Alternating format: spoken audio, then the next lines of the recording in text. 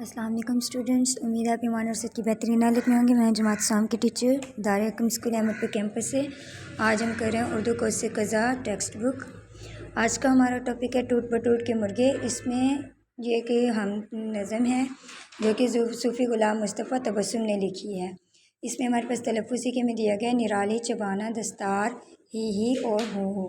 کام کی بات میں کسی کی طرف مسکرا کر دیکھنا بھی صدقہ ہے۔ تو یہاں پر جو ہے شاعر میں بتا رہا ہے کہ ٹوٹ بٹوٹ ایک لڑکے کا نام ہے ٹوٹ بٹوٹ، اس کے دو مرغے تھے، دونوں بہت زیادہ ہوشیار تھے۔ اس میں سے ایک کا نام گیٹو تھا اور دوسرے کا نام گٹار تھا۔ ان کی دم کالی تھی اور چونچ نرالی تھی، اور ان کی چال بھی جو تھی نا ان میں سے ایک کی نرالی تھی۔ ان میں سے ایک جو تھا وہ کیک اور بسکٹ کھاتا تھا اور دوسرا جو تھا وہ پان چباتا تھا۔ ایک پہنتا تھا پتلون اور نیکر اور دوسرا پہنتا تھا صرف شلوار، اور انگریزی ٹوپی ان کے سر پر رہتی تھی۔ جب بھی گھر سے نکلتے تھے تو سبزی منڈی پہنچ جاتے، کبھی لنڈا بازار پہنچ جاتے، کبھی ہوٹل میں جا کر انڈے کھاتے، پائے کھاتے، سوڈا واٹر وغیرہ پیتے، اور اس طرح سے دونوں خوش رہتے تھے۔ ایک دفعہ ان دونوں کی شدید لڑائی ہو گئی، دونوں نے ایک دوسرے کو زور زور سے مارا اور دونوں ہی بے ہوش ہو کر گر پڑے۔ جب ان کو ہوش آیا تو ان میں سے ایک مرغے کا پنجہ ٹوٹ گیا تھا اور ایک مرغے کی ٹانگ ٹوٹ گئی تھی۔ تو یہ نظم جو ہے یہ ہمیں صوفی غلام مصطفیٰ تبسم نے لکھی ہے۔ اب یہاں پر وہ ہم سے پوچھ رہا ہے کہ ٹوٹ بٹوٹ کے مرغوں کے نام کیا تھے، دونوں مرغے ہوش میں کیسے، اور تھانے دار نے مرغوں کے ساتھ کیا سلوک کیا تھا۔ نیکسٹ ہمارے پاس تفہیم میں ہے کہ نئے الفاظ معنی دیے گئے ہیں۔ نرالی سب سے انوکھی، دستار پگڑی کو کہتے ہیں، پھاندے کودے ہاتھا پائے ہاتھوں اور پاؤں کی لڑائی، ڈانگ ڈنڈے کو کہتے ہیں، اور ہنٹر چابک یا کوڑا۔ اس کے بعد سوال جواب ہمارے پاس ورک بک پہ حل کیے گئے ہیں۔ سوال نمبر 3 میں ہمارے پاس ہے جملے بنائیں۔ جملے بھی ورک بک پر حل کیے گئے ہیں، آپ وہاں سے بھی بنا سکتے ہیں، خود سے بھی بنا سکتے ہیں۔ سوال نمبر 4 میں ہے نظم ٹوٹ بٹوٹ کے دو مرغے کے مطابق غلط اور درست کی نشاندہی کریں۔ ٹوٹ بٹوٹ کے پاس 3 مرغے تھے، کراس۔ ٹوٹ بٹوٹ کے مرغے دانے کے علاوہ کچھ بھی نہ کھاتے تھے، کراس۔ ایک دن ٹوٹ بٹوٹ کے مرغے 4 آنے لے کر گھر سے روانہ ہوئے، صحیح۔ کھانا کھا کر دونوں مرغے ہوش میں آ گئے، صحیح۔ مرغوں نے ہوٹل سے کافی بھی پی، غلط۔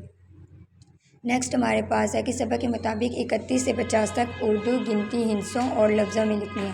تو یہاں پر ہندسوں اور لفظوں میں آپ کو گنتی لکھ کے دکھائی گئی ہے۔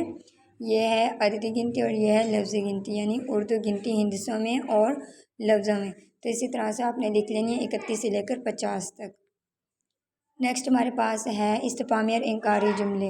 استفہامیہ جملوں کو ہم نے انکاری جملے میں تبدیل کرنا ہے۔ استفہامیہ جملے کون سے تھے؟ جن میں کوئی سوال پوچھا گیا، اور انکاری جس میں کسی کام سے منع کیا گیا۔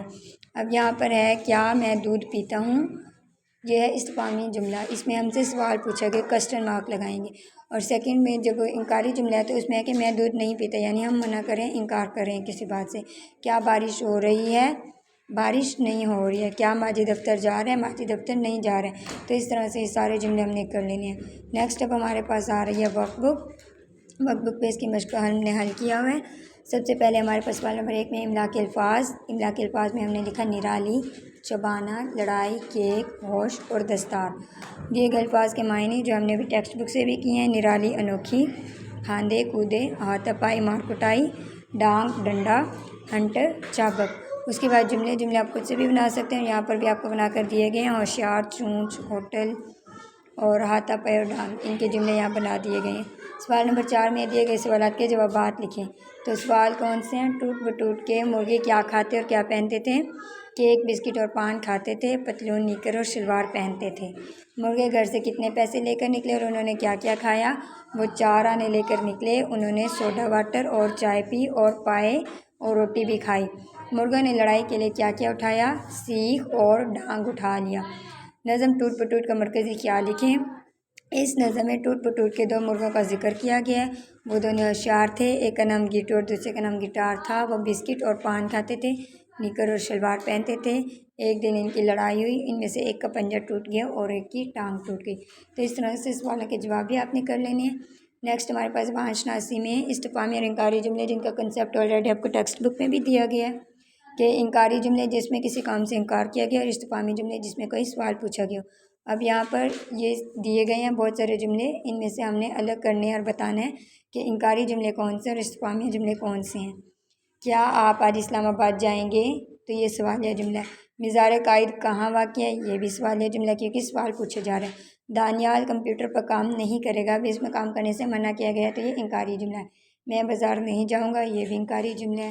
کیا بلال روز نماز پڑھتا ہے، سوال پوچھے جا رہے، استفہامیہ جملہ ہے۔ اور سارا کھانا نہیں بنائے گی، انکاری جملہ ہے۔ تو اس طرح سے یہ انکاری جملے اور استفہامیہ جملے آپ نے اس میں سے الگ الگ کر کے لکھ لینے ہیں۔